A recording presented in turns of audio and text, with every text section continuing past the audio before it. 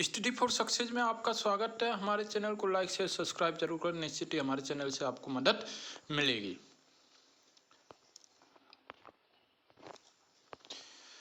आज जो हम डिस्कस करेंगे वह सामान्य हिंदी के कुछ इंपोर्टेंट क्वेश्चन है जो हर बार परीक्षा में पूछे जाते हैं, उसके बारे में आज हम डिस्कस करेंगे।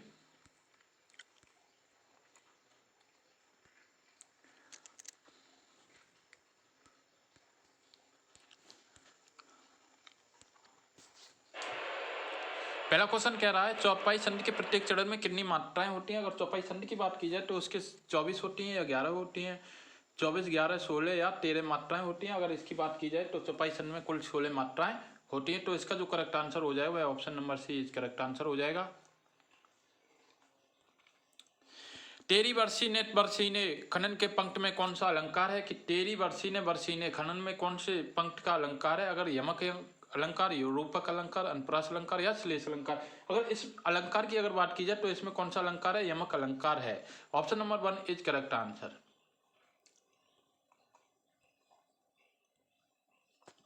सूर्योदय संधि का संधि विच्छेद ज्ञात कीजिए। अगर सूर्योदय संधि की अगर बात की जाए तो सूर्योदय संधि का जो संधि विच्छेद है वह क्या है।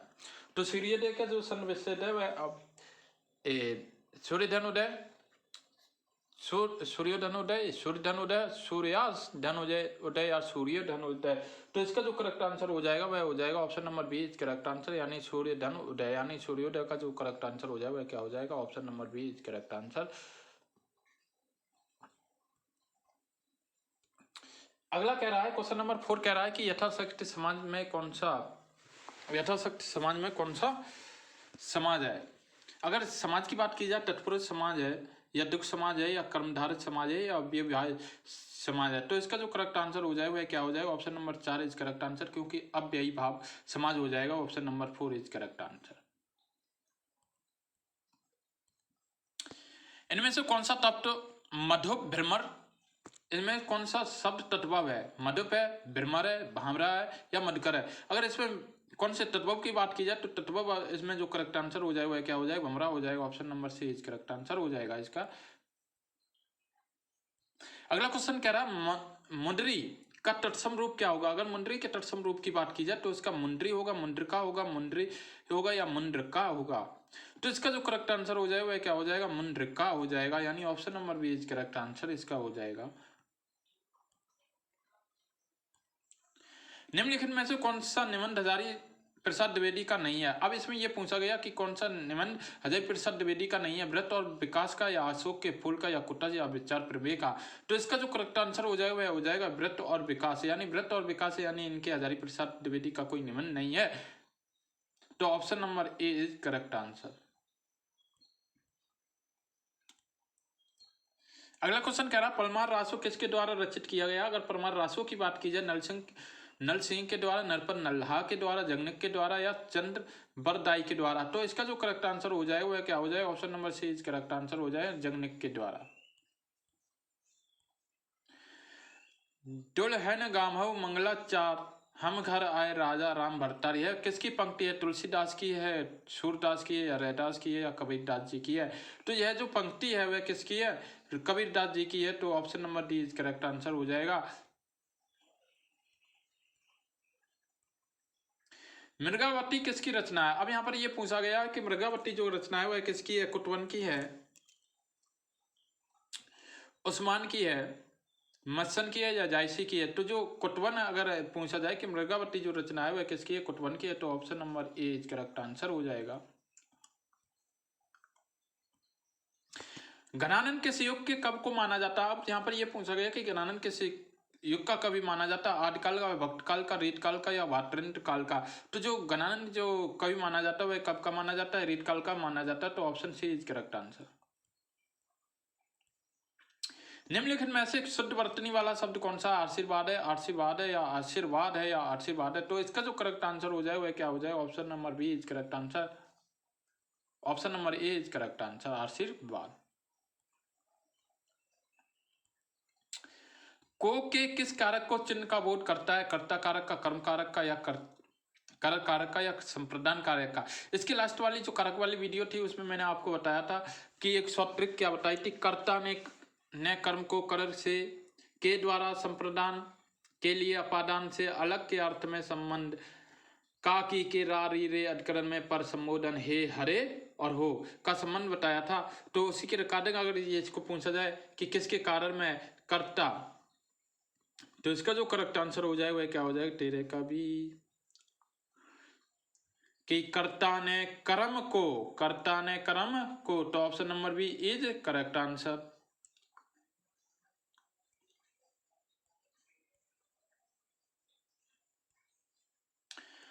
सच्चिदानंद हीरानंद वात्यासन का उपनाम क्या है? हरिओध है, निराला है, गुलेरी है या अज्ञेय है? अगर हम इसकी बात करें तो यह क्या है, अगर सच्चिदानंद हीरानंद वात्यासन का उपनाम की अगर बात की जाए तो उनका नाम क्या है, अज्ञेय। तो option number 4 is correct answer हो जाएगा इसका।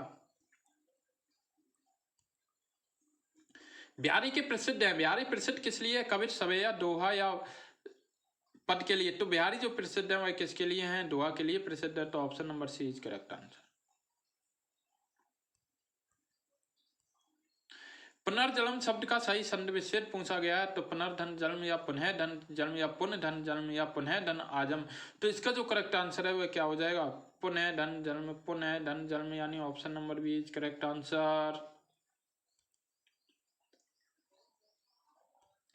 अगला कह रहा है शोक किस रस का स्थायी भाव है? अभी ये पूछा गया कि शोक किसका है, करुर का है, शांत का है, हास का है या वीर का है। अगर इसकी करुर रस की बात की गई है, अगर करुर रस के बारे में डिस्कस किया जाए तो करुर जो रस होता है वह क्या होता है, शोक होता है। तो option number A is correct answer हो जाएगा इसका। सूरदास ने किस भाषा को सूर सागर की रचना की है? अवधी की, खड़ी बोली की, ब्रज की या राजस्थानी की? तो इन्होंने जो रचना की है वह किसकी की है, ब्रज की। किसकी की है, ब्रज की। तो option number C is correct answer. दोहा में कितनी मात्राएं होती हैं? 16, 30, 26 या 24 होती है। तो अगर दोहा की बात की जाए तो दोहा में कुल कितनी मात्राएं होती है? तो दोहा में 24 मात्राएं होती है। तो option number D is correct answer हो गया। जो अच्छे कुल में उत्पन्न हुआ हो, इस शब्द का एक शब्द क्या होगा, कुलीन, समृद्ध, धन या कृपण। अगर यानी जो अच्छे कुल में जन्म लिया है तो उसका जो करेक्ट आंसर हो जाएगा, तो option number 1 is correct answer हो जाएगा, यानी कुलीन हो जाएगा इसका आंसर। हिंदी किस लिपि में लिखी जाती है? देवनागरी में, ब्राह्मणी में, खरोष्टी में या गुरुमुखी में लिखी जाती है? तो हिंदी जो लिखी जाती है वह देवनागरी में लिखी जाती है। तो option number A is correct answer हो गया इसका। चैनल को लाइक शेयर सब्सक्राइब जरूर करते चलें। सर्वनाम के कितने वेद होते हैं? 5, 6, 7 या 4 होते हैं। अगर सर्वनाम की बात की जाए तो सर्वनाम में कुल कितने वेद होते हैं? 6 वेद होते हैं। तो option number B is correct answer हो गया।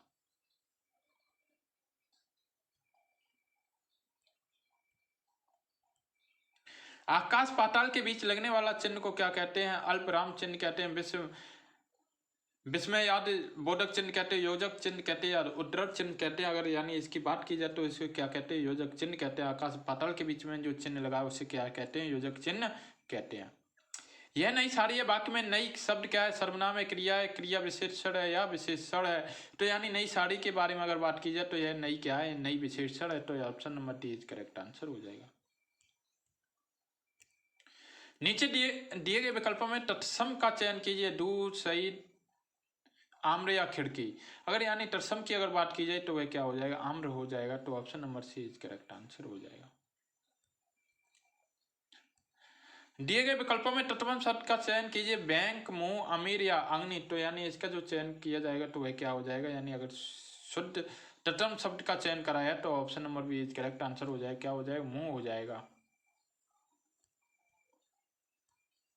निम्नलिखित में से कौन सा सूर्य का पर्यायवाची नहीं है? दिनकर, रवि, यामिनी या अंशमाली। तो यानी इसका जो करेक्ट आंसर है तो वह क्या नहीं होगा? यामिनी नहीं होगा। तो option number C is correct answer हो गया। अब यहाँ पर पूछा गया मनोरथ का संधि विच्छेद के बारे में पूछा गया, मन धन रथ या मन धन औरथ या मनोर धन रथ या मन धन रथ। तो आपको पता होगा मना धन रथ हो जाएगा। तो इसका जो करेक्ट आंसर हो जाएगा option number A correct answer. विद्यार्थी का उदाहरण है वृद्ध स्वर संधिका है, व्यंजन संधिका है या दीर्घ स्वर संधिका है या गुण स्वर संधिका है। तो इसका जो विद्यार्थी का जो यानी उदाहरण देखा जाए तो दीर्घ स्वर संधिका है। कौन सा है? दीर्घ स्वर संधिका है।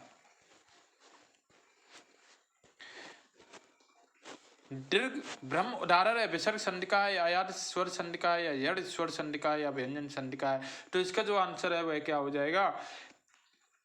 30 के बारे में अगर बात की जाए तो क्या हो जाएगा? व्यंजन संधिका हो जाएगा, यानी दीर्घ ब्रह्म जो आंसर हो जाएगा वह किसका हो जाएगा?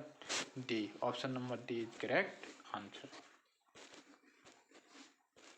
बिल्ली सट से कूद गई, अपादान कारक, अधिकरण कारक, या कर्म कारक, या संप्रदान कारक, यानी बिल्कुल अलग, यानी अपादान का मतलब होता है अलग होना। तो यहाँ पर जो अपादान की अगर बात की गई है तो अपादान का मतलब क्या हो गया? अगर अर्थ की बात की जाए तो से होता है, यानी सट से कूद गई, और से का मतलब जहाँ लगा हुआ है वह क्या हो गया? अलग होना। क्या हो गया? अलग होना।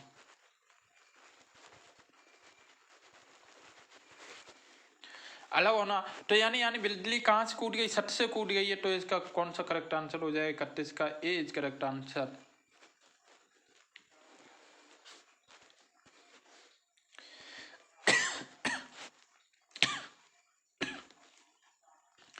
नीचे लिखे वाक्य में के लिए एक शब्द बताइए जो युद्ध में स्थिर हो, यशस्वी, युधिष्ठिर, या सत्याग्रही, या अश्वार हो। तो यानी युद्ध में जो स्थिर होता है उसे क्या कहते हैं? युधिष्ठिर कहते हैं। तो option number B is correct answer. इसका क्या आंसर हो गया? Option number B is correct answer हो गया। शिव किसे कहते हैं? जो शक्ति की उपासना करता है, जो शिव की उपासना करता है, या जो विष्णु की उपासना करता है, जो किसी की उपासना नहीं करता उसे हम क्या कहते हैं? शिव कहते हैं। तो इसका जो करेक्ट आंसर हो जाएगा वह क्या हो जाएगा? Option number B is correct answer.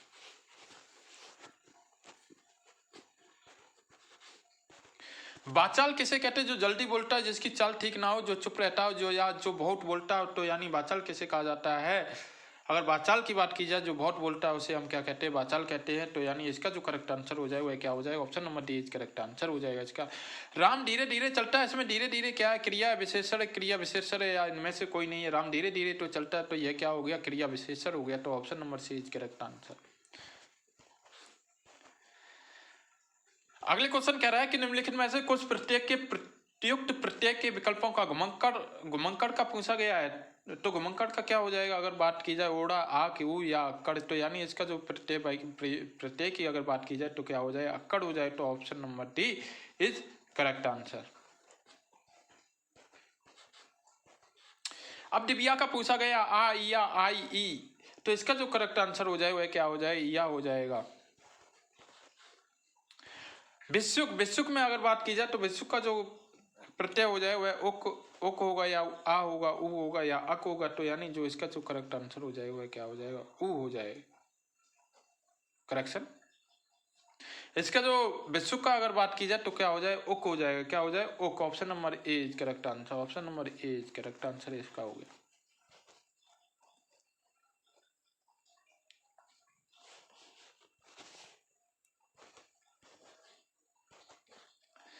निम्नलिखित में से कौन सा वातल का पर्यायवाची नहीं है? नीरज, अम्बुज, या नीरद, या अम्बु, यानी जो इसका पर्यायवाची शब्द नहीं है तो वह क्या नहीं? नीरद नहीं है। कौन सा नहीं है? नीरद। तो option number C is correct answer.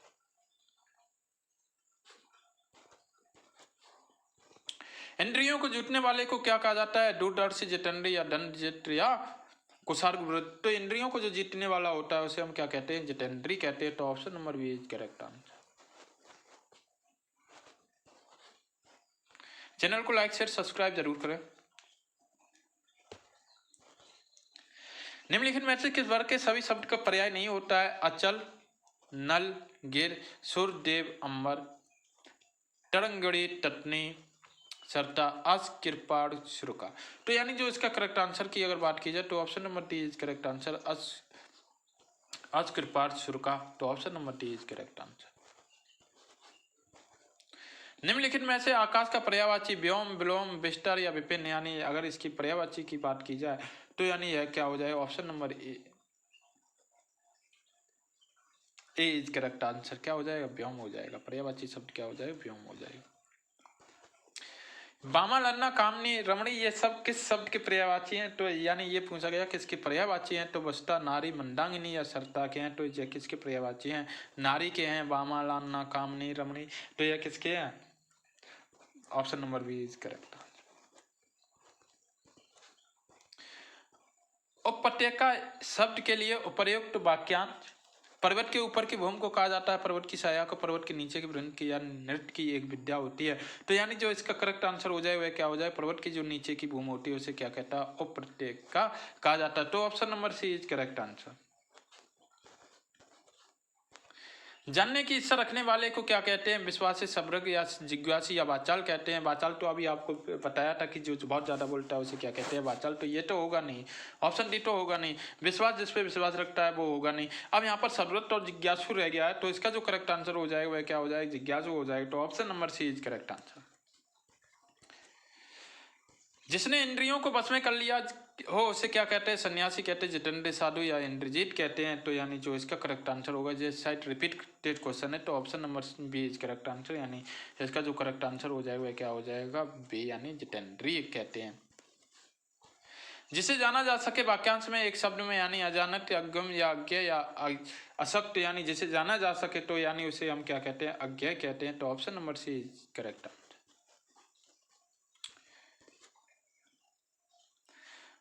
ऊपर की ओर जाने वाले वाक्यांश को एक शब्द में ऊर्ध्वगामी या उपरगत या आत्मा या मृत व्यक्ति की, मृत व्यक्ति तो हो नहीं सकता है, ठीक है, आत्मा हो नहीं सकती, उपरगत हो नहीं सकता है, तो क्या हो सकता है, तो option number A is correct answer, यानी ऊर्ध्वगामी हो सकता है। तो option number A is correct answer. किस क्रमांक के शब्द के स्वर्ग का पर्यायवाची नहीं है, ढुलोक, लोक, नाक या विवाहकारी या सुरलोक। तो यानी इसका जो स्वर्ग की अगर बात की जाए तो पर्यायवाची नहीं है, तो विवाहकारी, विवाहकारी जो है वह इसका पर्यायवाची नहीं है। तो option number C is correct answer. किस क्रमांक शब्द में सर्प का पर्यायवाची नहीं है, सर्प का व्याग, पनंग, आई या कुरंग, यानी किसका नहीं है, नहीं की बात पूछा गया, तो यानी जो कुरंग है वह इसका पर्यायवाची नहीं होगा। तो option number D is correct.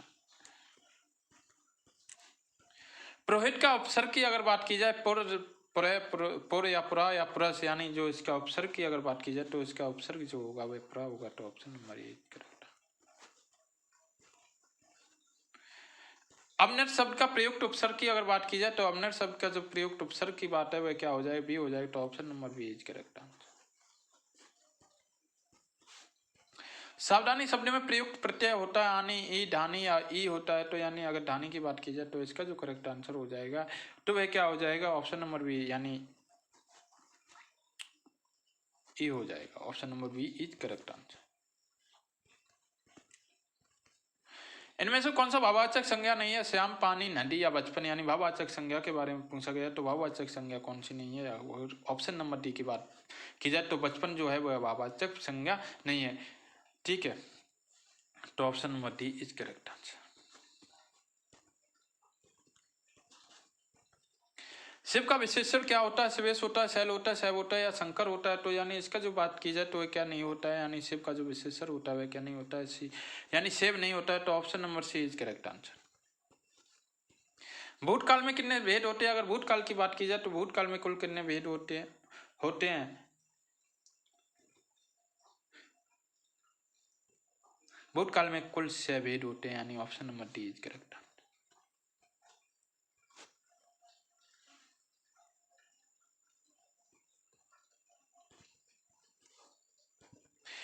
इसमें से अपादान कारक के विभक्त को क्या कहता है, ने, से, के और को, यानी को तो हो नहीं सकता है क्योंकि किसका था, कर्म को, से हो नहीं सकता संप्रदान को, ने हो नहीं सकता कर्म ने, और यानी क्या बच्चा से। तो यानी इसका जो करेक्ट आंसर क्या हो जाएगा, option number B is correct answer, यानी अपादान से अलग होना। यथार्थ में कौन सी संधि होती है, दीर्घ होती है, वृद्धि होती है, गुण होती है, इनमें से कोई नहीं होती है। अगर यथार्थ की बात की जाए तो यथार्थ में जो संधि होती है वह कौन सी होती है, दीर्घ संधि होती है।